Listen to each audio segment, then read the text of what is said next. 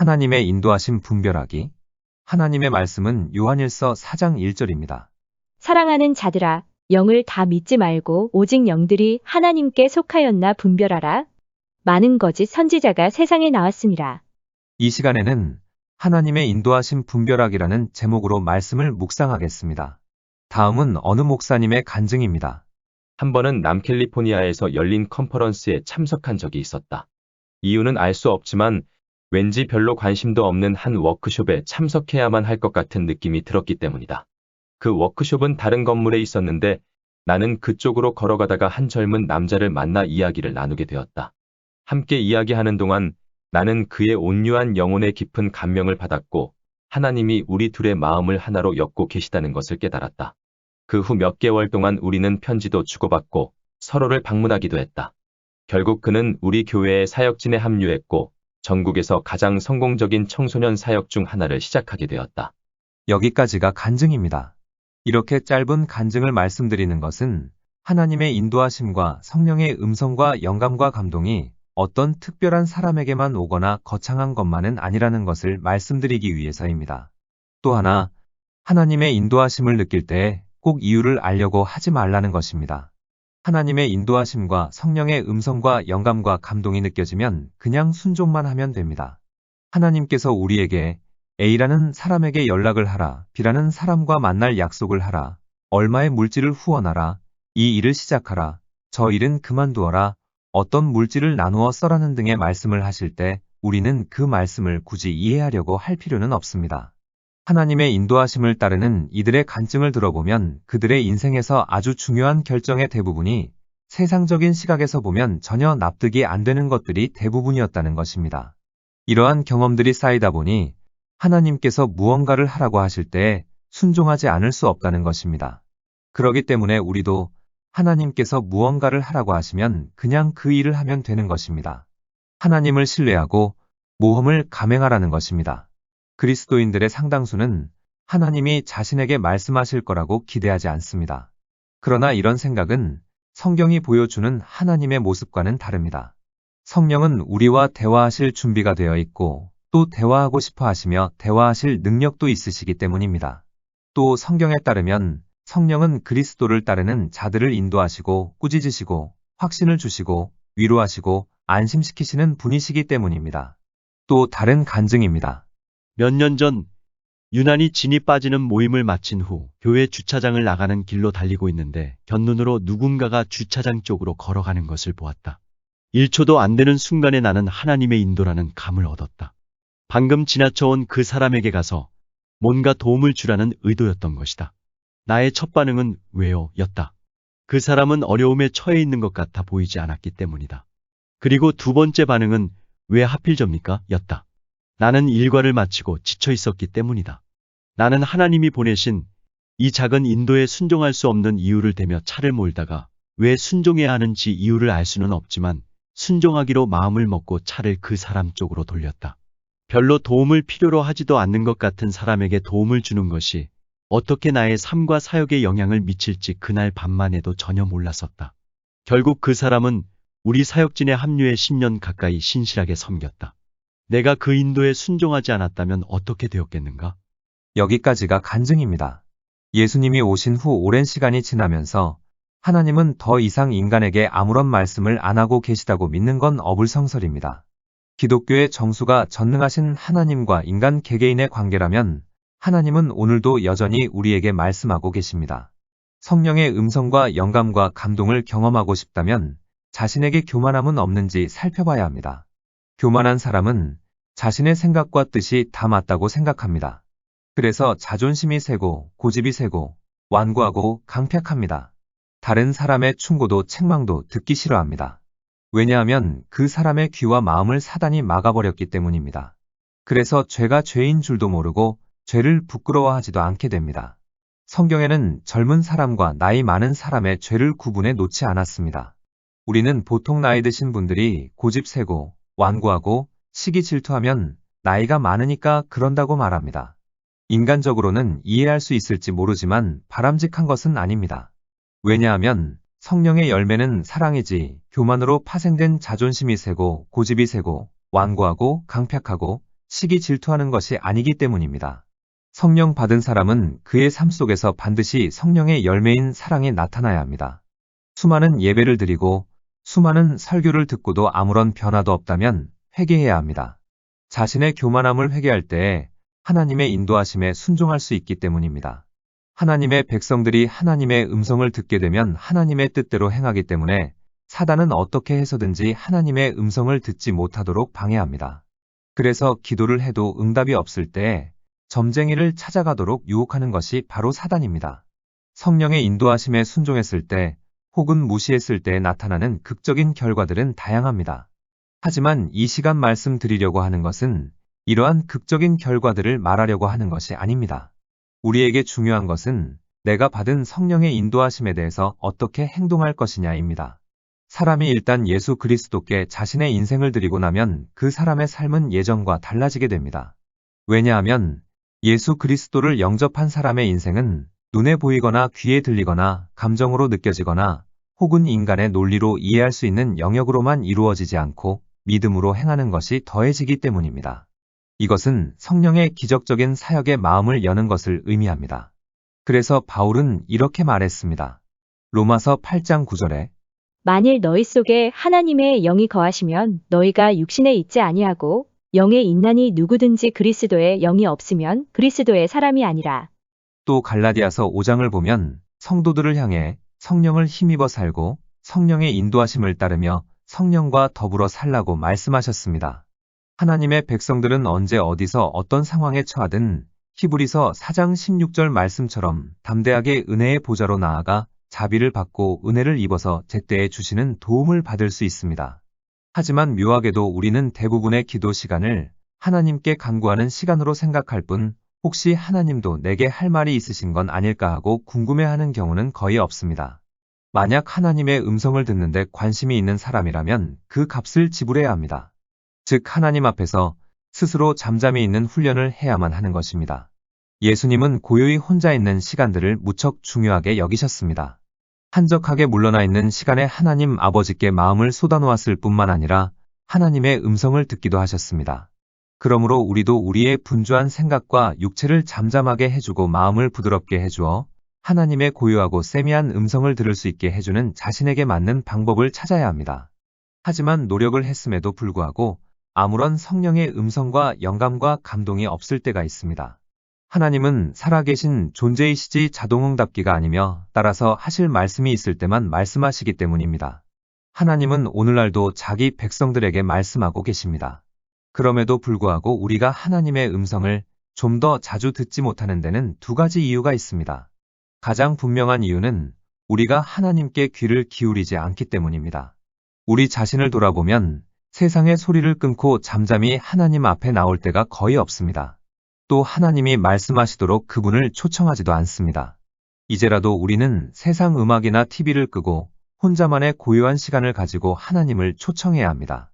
그런데 성령의 음성과 영감과 감동이 왔다면 사람들은 또 다른 고민을 하게 됩니다. 하나님의 인도하심도 믿지만 이러한 인도하심이 과연 하나님으로부터 왔는지 확신을 못한다는 것입니다. 이러한 고민을 하는 것은 바람직합니다. 사단은 악한 영으로서 우리를 파괴할 목적으로 자기 식의 인도를 우리에게 보낼 수도 있고 우리의 삶 속에서 하나님의 인도를 훼손할 수도 있다고 성경은 경고하고 있기 때문입니다. 바울은 디모데에게 이렇게 썼습니다. 디모데전서 4장 1절에 성령이 밝히 말씀하시기를 후일에 어떤 사람들이 믿음에서 떠나 미혹하는 영과 귀신의 가르침을 따르리라. 이 속이는 영들은 마치 하나님의 능력의 통로인 것처럼 나타날 수도 있습니다. 예수님은 마태복음 24장 24절에서 거짓 그리스도들과 거짓 선지자들이 일어나 큰 표적과 기사를 보여 할 수만 있으면 택하신 자들도 미혹하리라고 했습니다. 악한 영들은 하나님의 일을 감당하는 천사인 척합니다. 바울이 고린도후서 11장 14절에서 지적한 대로 사단도 빛의 천사로 가장하기 때문입니다. 그러므로 우리의 마음에 와 닿는 인도가 어디서 온 것인지를 아는 것은 매우 중요한 것입니다. 사단에게 속은 아담과 하와는 눈에 혹하는 과일을 따먹음으로써 자신의 지식을 더하라는 인도를 따랐고 결국 인류를 암흑과 고통 속에 던져 넣어버렸습니다. 또 다윗 왕 역시 군대 장관의 아름다운 아내의 눈이 어두워 유욕을 조차 행함으로 그 결과 훌륭한 장군 한 명과 자기 아들을 잃었습니다. 오늘날도 마찬가지입니다. 돈을 위해 살인을 하도록 하고 피부색이 다르다는 이유로 돌과 병을 던지도록 하는 배후에는 사단이 있습니다. 또 자기를 따르지 않는다고 상대방에게 상처 주는 말을 하게 하고 교만하게 하고 다른 사람을 섬기는 것보다 자신의 발전과 성취에만 마음을 쓰라고 속삭이는 배후에도 사단의 영향력이 있습니다. 하나님이 자기 백성들을 하나님의 영광과 자기 백성들의 유익을 위해 인도하시는 동안 사단도 하나님의 사역을 훼손하고 사람들의 인생 속에서 일하시는 하나님의 활동을 회방하기 위해 자기 능력 내에서 가진 수를 다 쓰는 것입니다. 이런 영적 전쟁 가운데 우리의 머릿속에 들어온 생각들 중에는 그 출처가 사단인 경우가 있을 수 있습니다. 그렇다면 특정한 인도의 출처를 어떻게 알 수 있느냐는 것입니다. 본문을 보면 사랑하는 자들아 영을 다 믿지 말고 오직 영들이 하나님께 속하였나 분별하라. 많은 거짓 선지자가 세상에 나왔음이라고 했습니다. 그래서 이 시간에는 성령의 음성과 영감과 감동 그리고 하나님의 인도하심을 시험해 볼 수 있는 세 가지 기준과 부수적인 내용 몇 가지를 살펴보고자 합니다. 하나님의 인도하심을 분별하는 것은 첫째, 성경 말씀과의 일관성입니다. 하나님의 인도는 모두 그분의 말씀인 성경과 일관성이 있습니다. 인도가 어디서 온 것인지 시험해보는 가장 확실한 방법은 그것을 성경에 비춰보는 것입니다. 만약 배우자에게 불성실하게 행동하라는 인도하심을 받았다면 이것은 하나님의 인도하심이 아닙니다. 시험 시간에 부정행위를 하라거나 고객에게 상품을 과장하여 선전하라고 하거나 특정인에게 상처가 될 험담을 퍼뜨리라거나 부모가 자녀를 속이라거나 자신의 이익을 위해 사람들을 속이라는 것이나 기타 성경에서 그 많은 행위들을 부추기는 인도들은 하나님에게서 온 것이 아닙니다. 하나님의 인도하심을 분별하는 것은 둘째, 하나님이 자신에게 주신 은사, 즉 재능과의 일관성입니다. 성령의 음성과 영감과 감동이 그리고 하나님의 인도가 성경에 위배되지 않는다면 이 기준에 비추어 보아야 합니다. 하나님의 인도는 대체로 하나님이 만드신 그 사람의 됨됨이와 관련이 있습니다. 어떤 사람은 하나님이 한 사람을 창조하실 때 이러이러한 은사들을 주시고서는 나중엔 그 사람이 그 은사들과 전혀 무관한 영역에서 특출하기를 기대하신다고 생각합니다. 예를 들면 수학과 컴퓨터를 좋아하고 그 분야에 특출하면서도 하나님이 자기를 음악이나 신학 쪽으로 인도하신다고 믿는 것입니다.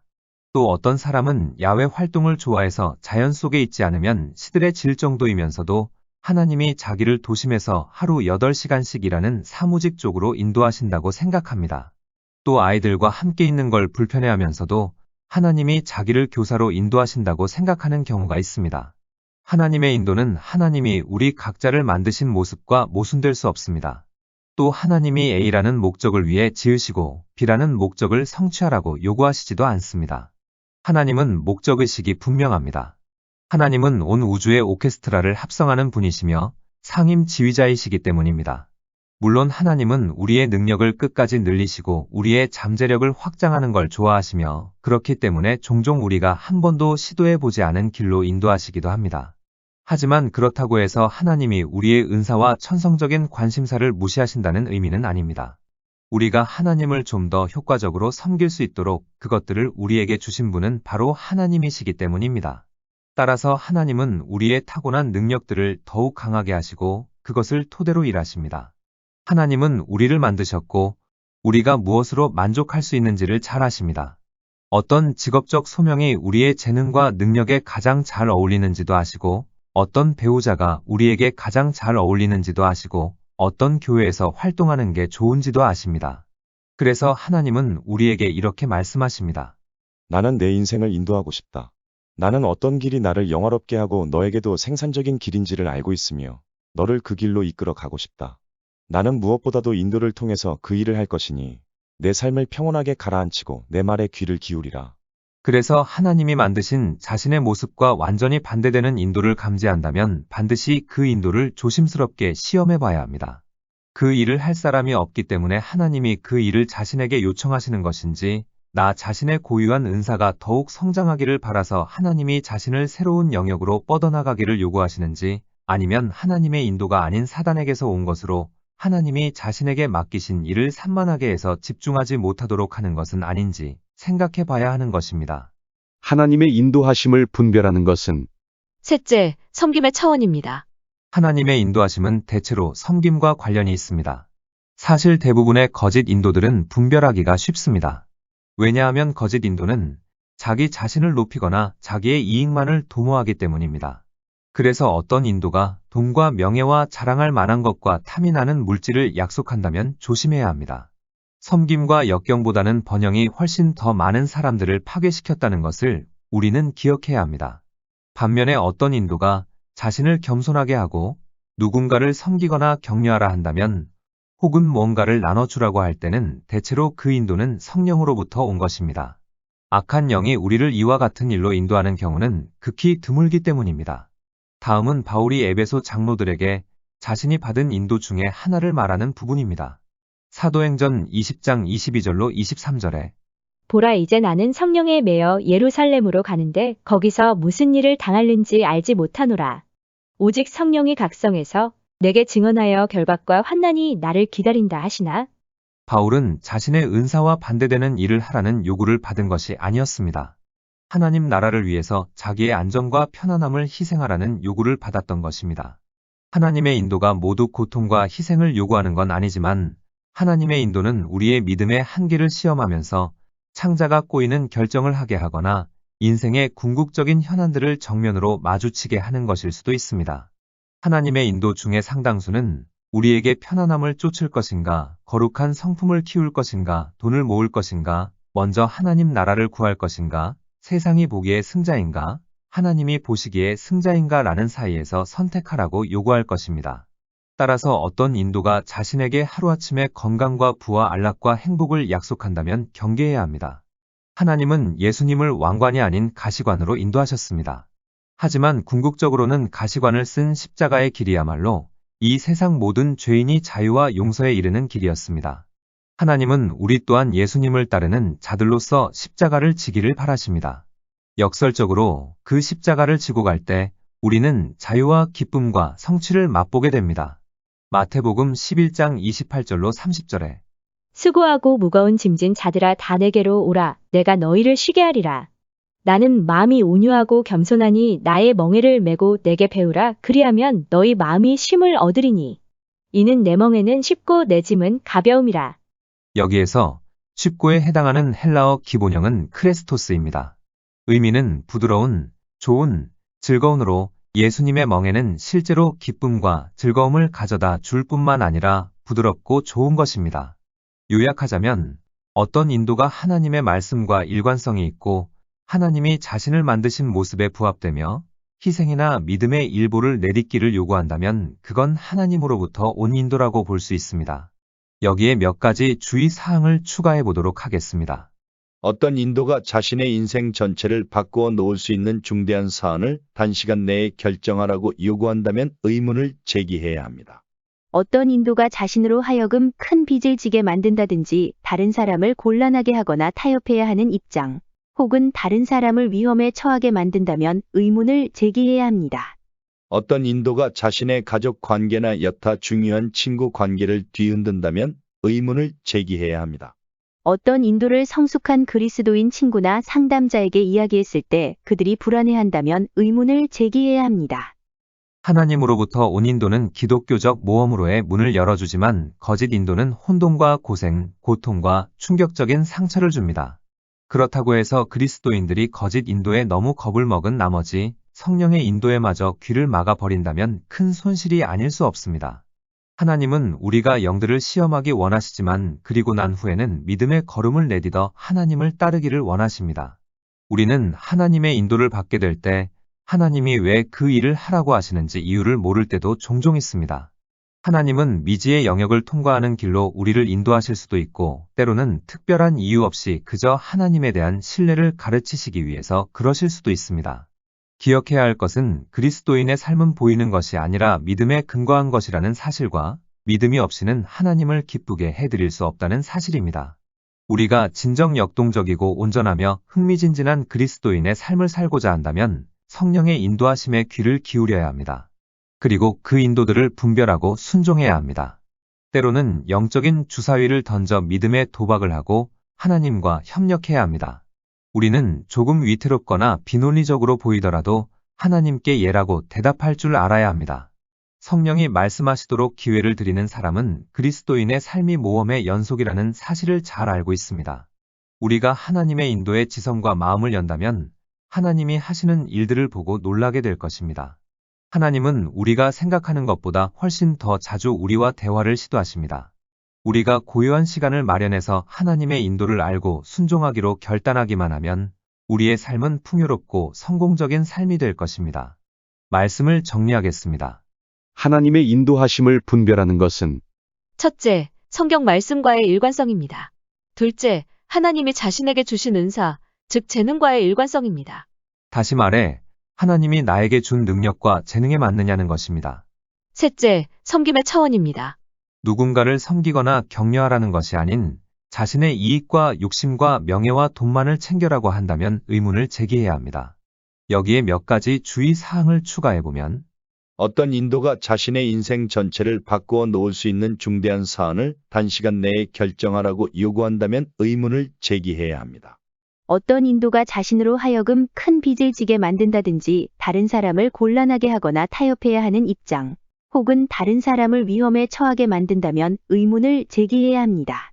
어떤 인도가 자신의 가족 관계나 여타 중요한 친구 관계를 뒤흔든다면 의문을 제기해야 합니다. 어떤 인도를 성숙한 그리스도인 친구나 상담자에게 이야기했을 때 그들이 불안해한다면 의문을 제기해야 합니다. 기도하시겠습니다. 모든 생명의 주인이신 창조주 하나님, 우리 모두가 하나님의 인도하심에 민감하게 순종하되 미혹하는 사단에게 속지 않도록 분별의 은사를 더하여 주옵소서. 그리고 하나님의 인도하심에 믿음으로 순종하게 하옵소서. 예수님의 이름으로 기도드립니다. 아멘. 하나님께서는 내 형편이 어떠하든 내 신분이 무엇이든 무슨 죄를 지었든 변함없이 나를 사랑하십니다.